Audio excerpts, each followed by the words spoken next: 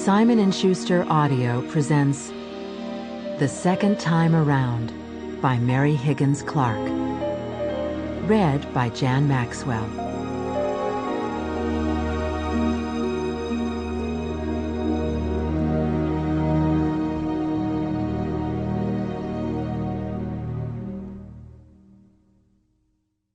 The stockholders' meeting, or maybe the stockholders' uprising is a better way to describe the event, took place on April 21st at the Grand Hyatt Hotel in Manhattan.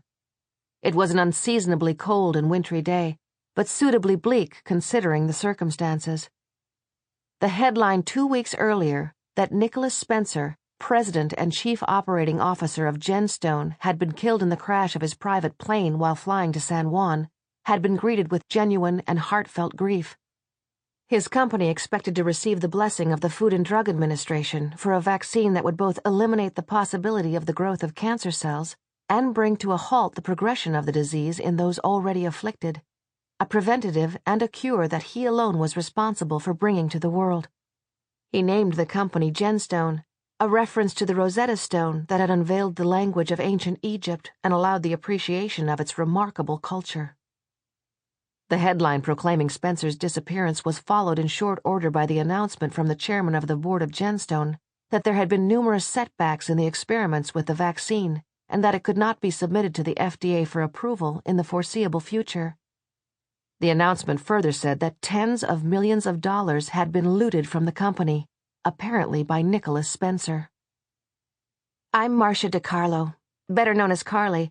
And even as I sat in the roped-off media section at the stockholders' meeting, observing the furious or stunned or tearful faces around me, I still had a sense of disbelief in what I was hearing.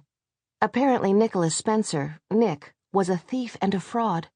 The miracle vaccine was nothing more than the offspring of his greedy imagination and consummate salesmanship. He had cheated all these people who had invested so much money in his company, often their life savings or total assets. Of course, they hoped to make money, but many believed as well that their investment would help make the vaccine a reality. And not only had investors been hurt, but the theft had made worthless the retirement funds of Genstone's employees, over 1,000 people.